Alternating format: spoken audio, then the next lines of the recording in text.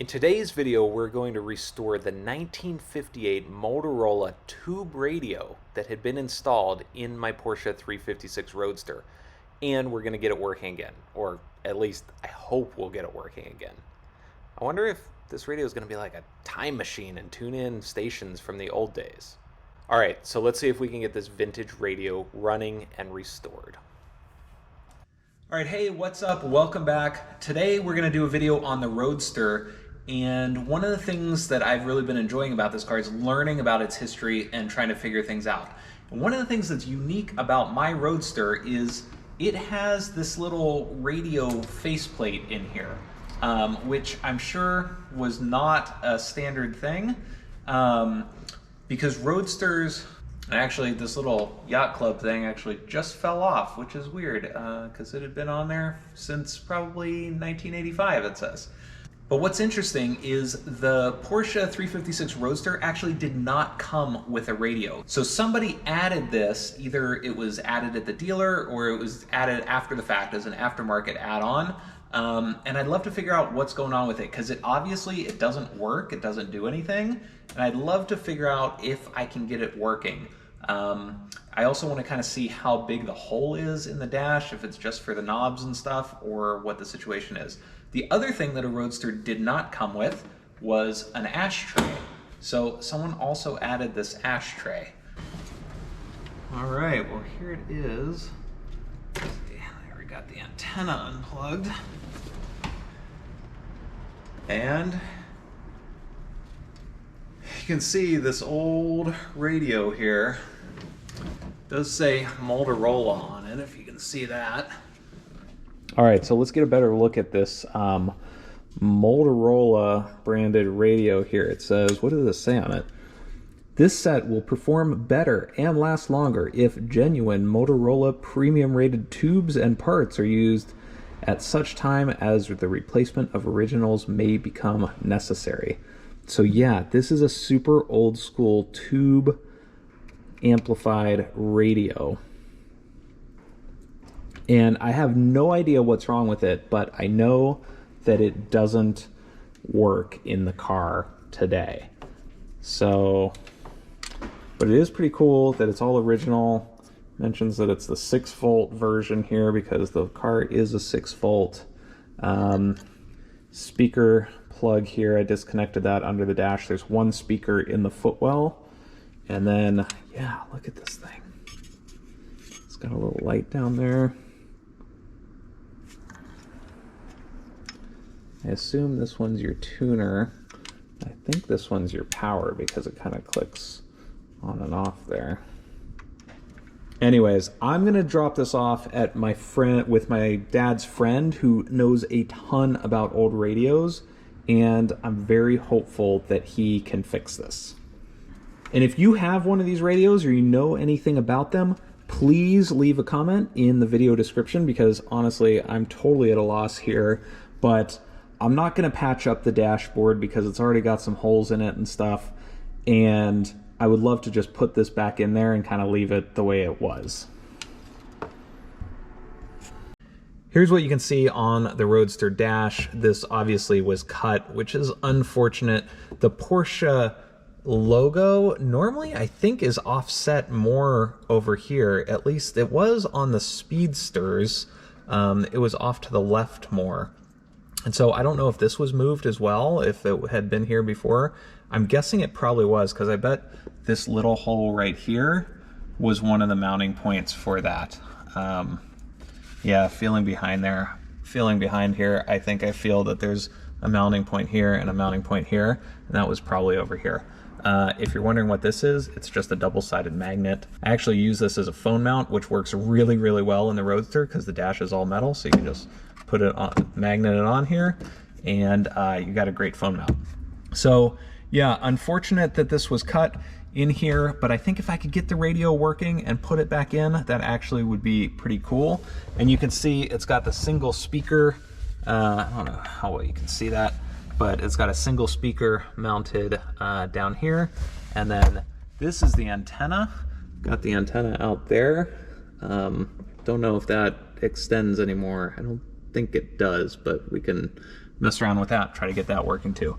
So anyways, yeah, we're gonna try to get the radio back in action. I love the originality of this car, so I kind of don't want to restore it and make it all crazy nice again. So I'm leaning towards trying to get the radio fixed. Even if I can't fix it, I'm going to reinstall it where it was and just leave it in there just to cover up the hole and, you know, make sure that that's nice. The mounting hardware here kind of looks like knobs on your kitchen cabinets, so it would be cool if I could find something a little bit nicer than that. But I guess maybe these are original, so maybe I should just keep them. Okay, so I got my radio back from my friend Tim, who claims to have gotten it working again. He had to replace the vibrator and clean the tubes and do some other stuff that I don't know how to do. But one thing that was annoying is that there's no tuning dial on the front of this radio. He says it works, but you just kind of have to tune it randomly. So what I did was I actually bought a non-working radio on eBay here that has the glass faceplate, and it's the same one. So I'm going to try to remove this and put it onto this. Alright, so now that the insides of the radio are working again, let's restore the outside. First, I removed the glass dial face and gave it a good cleaning. The old one from the donor radio had a few chips along the edges, but you know, it was pretty good overall.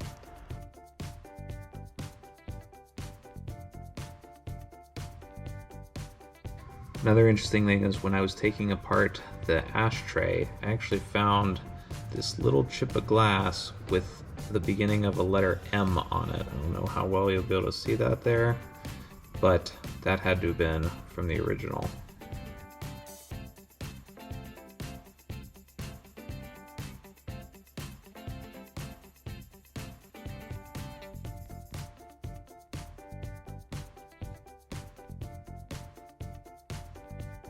Then I secured it in place with the two little clips on either end. After getting one side in, I realized that the mounting point on the right side was actually blocking the clip. So I loosened this up to make some space and slid the little clip over the glass on the right side. I was super nervous about breaking or cracking the glass putting these metal clips.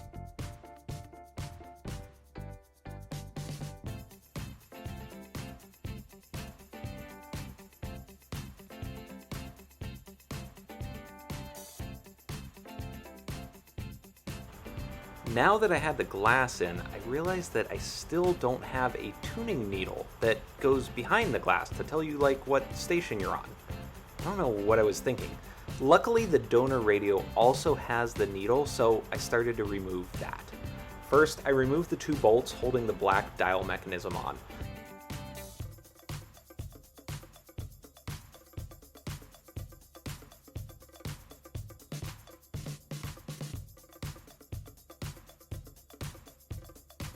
That didn't quite work because the buttons were in the way. So my other radio didn't have those buttons, so this must have been like the high-tech version of the radio back then with preset buttons.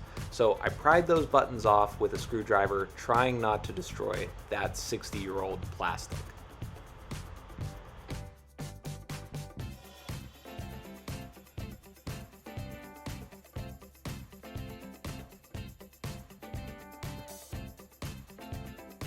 Once I got the buttons off, the tuning mechanism came free. Well, would you look at that? The tuning needle is actually moved by a little piece of string. This is when I had kind of an aha moment, thinking about how am I going to remove this string and reassemble it on the other radio? Well, I'm not. I realized that I could just transfer over the whole tuning needle mechanism onto the old radio.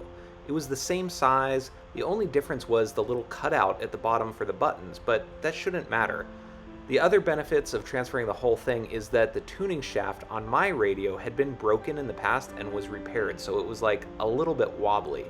The donor radio one would be a big improvement because it was still perfect. Yep, that'll fit.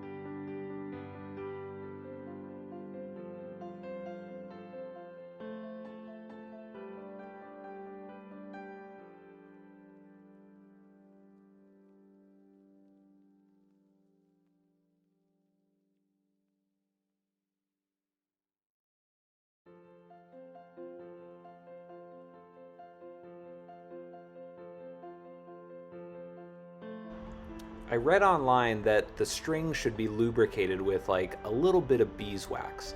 I figured this probably hadn't been lubricated in a very long time, and I don't want this string to break, so I put a little bit of beeswax on it.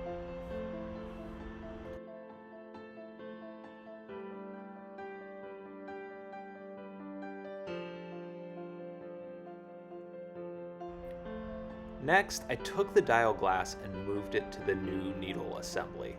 I guess that first install of the glass was kind of just a waste of time. Oh well, this is going to be better in the end. Then I turned the tuning shaft, which was connected to the string, and moved the turning needle all the way to one end.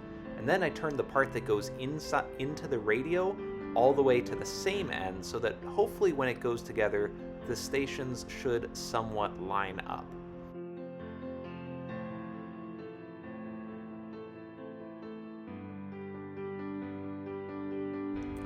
Then I just attached the dial assembly, carefully lining up the tuning shaft, and reinstalled the 2 bolts.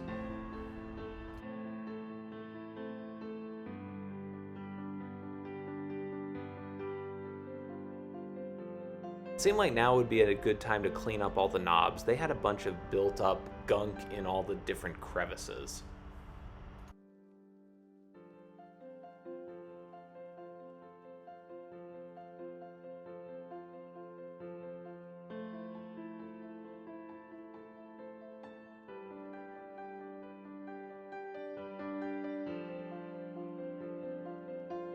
It was time to install it in the car. The real moment of truth to see if it actually works when hooked up. The install is really simple. It's just those 2 kitchen knobs to hold it in place, then make the electrical connection, plug in the antenna and the speaker, and put the other tuning and power knobs back on. Now, there is one more thing that my radio buddy Tim told me, and that was to adjust the gain on the antenna, which is this little hole in the back of the radio next to the antenna connection. It takes a flathead screwdriver and you put it in the hole and you can make the adjustment. He said to take the car outside, tune it to a high frequency until you get a station, and then adjust the gain so that it's loud and clear.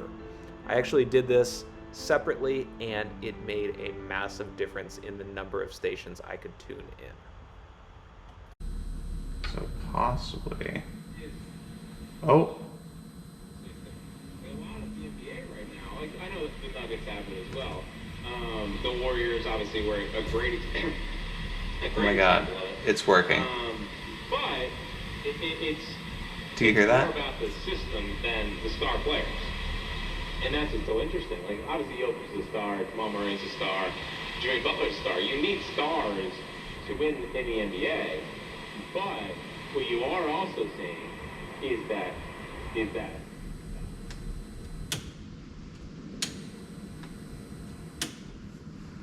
Wow, I can't believe this works. This radio works after it's from 1958, and I cannot believe it actually works. Games happen, it's over instead of be over at the. But that was my point. But I am very surprised